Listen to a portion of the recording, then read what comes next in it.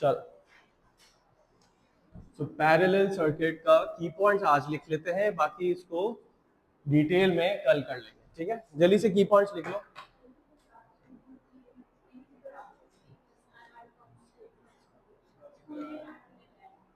हाँ, कल की क्लास मैं वैसे भी थोड़ा लेट रख रहा था प्रॉब्ली, बट आफ्टर वो कितने बजे है हमारा वहाँ पे 4:45। हाँ, तो मैं भी चाह रहा था कल थोड़ा लेट रख लें क्लास, बिकॉज मुझे एक और हमारे यहाँ पे वो है एक चीज़, तो सॉरी नहीं, उसकी रेजिस्टेंस को डील करना कराया था, करंट और वोल्टेज का।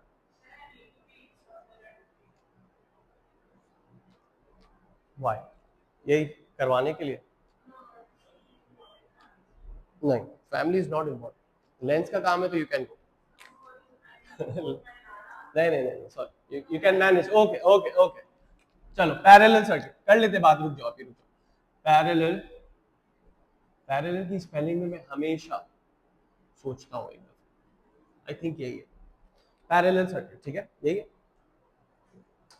वैसे अब मुझे अंग्रेजी में थोड़ा कॉन्फिडेंस आ गया इस क्लास में, मुझसे कम ही है सबकी, ऊपर किसी की। आई नो, आप लोग स्कूल से होकर आते हो, कोई मसला नहीं, स्कूल में ना जाए करो ना, क्या जरूरत है। आप इनको बोल रहा हूँ, सही, लेंस वालों को नहीं बोल रहा। स्कूल आ जाओ, या स्कूल में क्या करो, 12 बजे बोलो मुझे घर जाना है। ठीक है, इसको मैं ब्रेक, इसको रोक के बता, नहीं स्कूल वाले जाने देंगे, बस 12 बजे तक क्लास लो, घर जाओ, nap low. This is only for Friday, Friday को छुट्टी कर लो, आपके लिए नहीं है, ठीक है, आप लोगों के लिए। आप लोग बाकी स्कूल वाले फ्राइडे को छुट्टी कर लो। चलो ओके, नाउ तो यहाँ पैरेलल सर्किट में ड्रॉ कर रहा हूँ, जल्दी से की पॉइंट्स लिखेंगे। ठीक है, मैंने बोला था की पॉइंट्स के logic at the end of this chapter, not before that. मैंने लेंस वालों को एक लॉजिक दिया था, सीरीज के तो दे चुका हूं, लेकिन बाद में ही एक साथ करेंगे, डोंट वरी। ठीक है, चलो, तो ये दो रेजिस्टर्स हैं R1 R2, ये कैसे लगे हुए हैं, सीरीज में या पैरेलल में? How are they connected? Parallel में connected. This is BT, battery की वोल्टेज। ओके, बैटरी से करंट सेल से करंट आ रहा है, मैं इसको हमेशा बैटरी बोलता हूँ, दिस इज अ सेल, एक से ज्यादा सेल बैटरी होते हैं। ठीक, अच्छा, ये जो पॉइंट है ना, जिस पॉइंट के बाद आके करंट डिस्ट्रीब्यूट हो रहा है ब्रांचेस में, इस पॉइंट को बोलते हैं जंक्शन। ये अंग्रेजी का एक और लफ्ज है, जैसे रेलवे स्टेशन को भी जंक्शन बोलते हैं, वहां से अलग अलग रास्तों पे ट्रेन आती हैं, जो भी है जंक्शन, मीटिंग पॉइंट और leaving point, that's called junction. यहाँ पे करंट का एग्जिटिंग पॉइंट है, लीविंग पॉइंट है जी। हाँ, ये जंक्शन है जहां से ब्रांचेस बनती हैं, दैट्स कॉल्ड अ जंक्शन। सो ये करंट आया, लेट्स से 10 एम्पियर्स करंट आया, कितना आया? 10 एम्पियर्स। इस पॉइंट के बाद वो क्या हो जाएगा, डिस्ट्रीब्यूट इन दोनों में, R1 को कुछ मिलेगा, आउट ऑफ दैट 10। सीरीज का ऑपोजिट होता है, देखो, सीरीज में करंट सेम रहता था, यहाँ करंट डिवाइड हो जाएगा। 10 एम्पियर्स आया, हो सकता है इसको 2 एम्पियर्स मिल जाएगा, इसको 8 एम्पियर्स मिल जाएगा, हो सकता है इसको भी 5 मिले, इसको भी 5 मिले। तो यहाँ पे ऑपोजिट है सीरीज का, current gets distributed, current gets divided, shared, alright, जैसे जंक्शन को निकलता है। तो इसको मैं बोल देता हूं I1, इसको बोल देते हैं I2।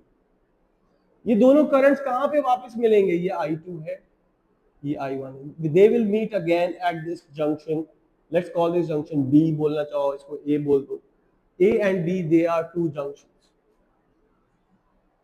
सो B पे दे आर मीटिंग अगेन।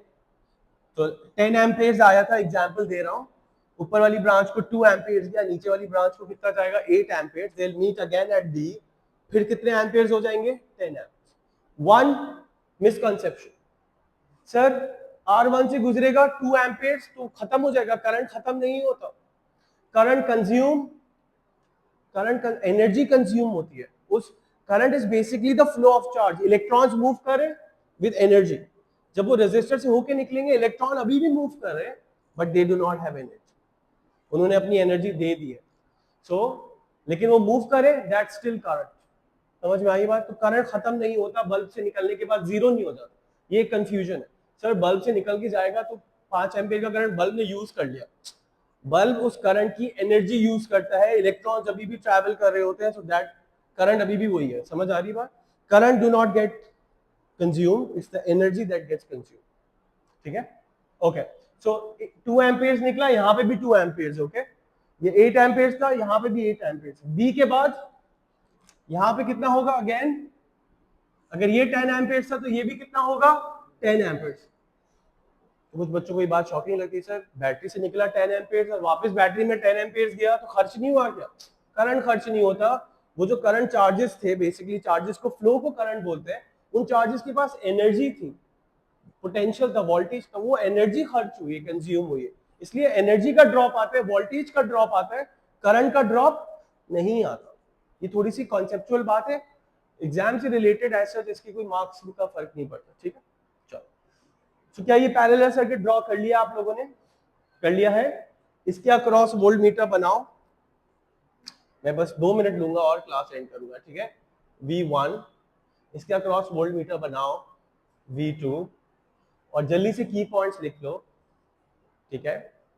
की point number 1, same as for series. Let's save your time. जो सीरीज का की पॉइंट नंबर 1 था, इसका भी एग्जैक्टली वही है। Current is smart and there were two smartness. It comes out from the cell according to which resistance? Total, not the nearest resistance, okay? और दूसरी smartness क्या थी?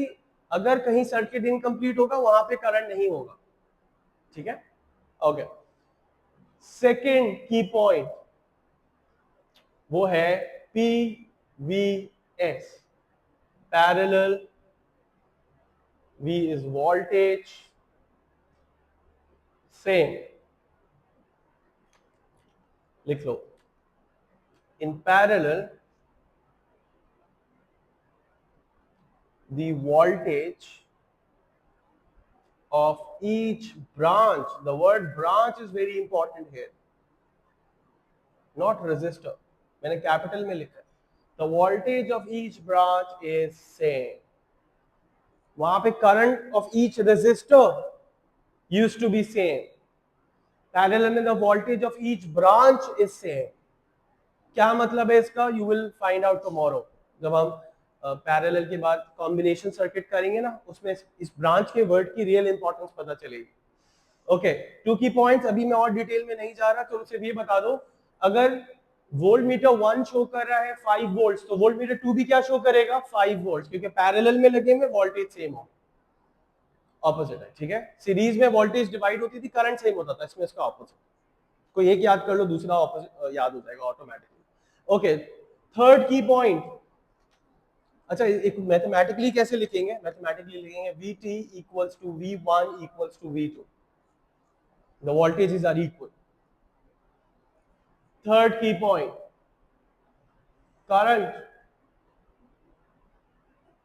from the cell is shared, divided, distributed, whatever you call it, among the branches. Again, the word parallel में word branches is very important. इसमें resistors की इतनी importance नहीं है जितनी branches की importance. The current from the cell is shared, divided, distributed, whatever you call it, among the branches. इसका मतलब IT equals to I1 plus, mathematically if you want to write down, you will write it like this. Syllabus में पता है examiner इसको कैसे बोलता है और ए लेवल्स में कैसे बोलता है? सिलेबस में अगर आप इसको पढ़ोगे ना, तो सिलेबस में लिखा होता है current entering a junction is equal to the current exiting that junction. एक ही बात, sum of currents entering a junction is equal to sum of current exiting that junction. कितना मुश्किल लफ्ज़ है, लेकिन मैं समझा दूं। ये कह रहे हैं जितना करंट एक जंक्शन में एंटर हो रहा है उतना ही एग्जिट करेगा। सम ऑफ, क्या मतलब? अगर यहाँ 10 एंटर कर रहा है, यहाँ 2 जा रहा है, तो यहाँ कितना जाएगा? 8। यही बात समझ में आ रही है? Sum of currents entering a junction is equal to, ये सिलेबस में कुछ ऐसे लिखा हुआ है। ये देखो जरा गौर से देखो, लेट्स से ये कुछ ब्रांचेस हैं, सब लोग जरा गौर से सुनेंगे यहाँ पे।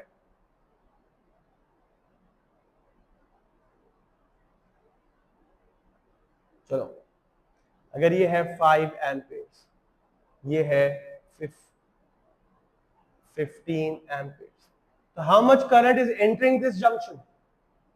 15 plus 5, 20 amperes. तो फिर 20 amperes ही निकल रहा होगा. कैसे ही चेक करो, ये 2 amperes, ये है let's say 4 amperes, ये है 14 amperes. Sum of currents entering a junction is equal to sum of currents. जैसे एक जगह पे जितना पानी आ रहा है उतना ही पानी जाएगा. समझ आ रही बात नहीं? Same thing what we have written in other way. Okay, last key point, then you can go because you guys were late, except you. So you should stay back also ना. अगर late आ रहे हो तो stay back. Okay. और last point है, और वो क्या होनी चाहिए दिमाग में? curiosity. आप जैसे बच्चों की नहीं होती है, तो पढ़ाई से रिलेटेड कोई क्यूरियोसिटी नहीं. आप कहते बाहर में हमें क्या फर्क पड़ता है, लेकिन अच्छे बच्चों की क्यूरियोसिटी क्या होनी चाहिए? वो होनी चाहिए sir, which branch should get a higher current? Does the current get shared equally, or if there is unequal, then who gets more current, who gets less current? So ये बहुत ही आसान है. इसके एग्जाम्पल मैं ऐसे देता हूँ. एक पहाड़ से पानी गिर रहा है, there are two ways जहाँ पे पानी जा सकता है पैरेलल, एक साथ. पैरेलल मतलब at the same time simultaneously travel कर सकता है.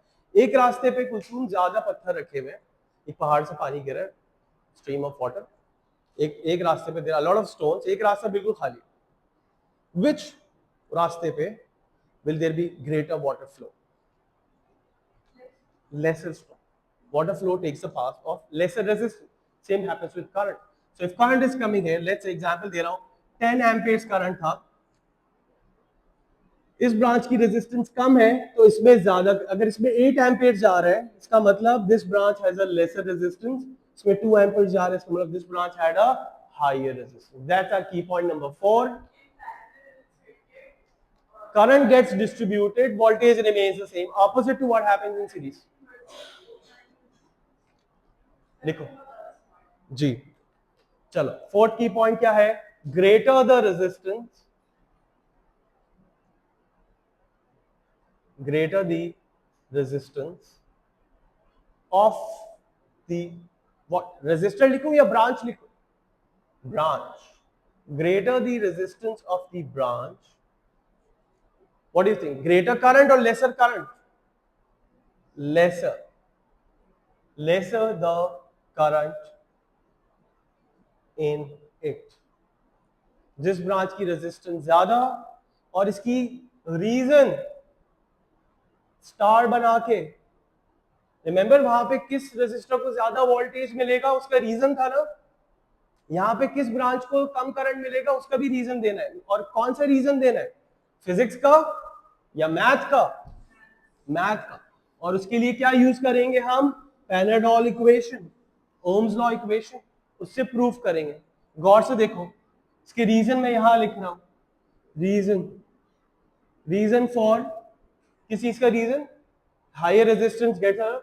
ये नहीं देना पहाड़ से पानी गिर, पहाड़ से पानी वाली reason is not going to be accepted. Okay, mathematical reason. और वो ये है, आप बोलोगे क्या मैं V is equal to I R को I is equal to V upon R लिख सकता हूं? तो मैं लिखूंगा मार्कर चेंज करके, since I is equal to V upon R. Yes और नो? यस और नो? इन दोनों का क्या चीज सेम है? R1 और R2 का करंट सेम है या वोल्टेज सेम है? वोल्टेज. ये हमने की पॉइंट पढ़ा ना पैरेंट, सब लोग. एंड वोल्टेज इज कांस्टेंट या same, whatever you call it. R1 R2 का वोल्टेज सेम है. What is the relationship between I and R? How do you think they are related? Directly proportional, inversely proportional? One is in numerator, one is in numerator on the left side, one is in denominator on the right side. Inverse relationship. What kind of relationship? So you can say, so I is inversely proportional to R. Can you guys see that? लेकिन ये सिर्फ जब ही हो सकता है अगर बाकी factors constant हो, जो हमने करंट इलेक्ट्रिसिटी में पढ़ा था. किसी भी इक्वेशन में दो चीजों का रिलेशनशिप जानना है, बाकी चीजें कांस्टेंट होनी चाहिए. यस और नो? चलो, सो I is inversely proportional to और ये रीजन. तो जिस ब्रांच की हायर रेजिस्टेंस उस ब्रांच में कम कर. ये मैंने की पॉइंट्स आज समझाए हैं थोड़े. कल की class which is at 3 PM probably 3 PM we are going to have more understanding and application. See you tomorrow. अल्लाह हाफिज।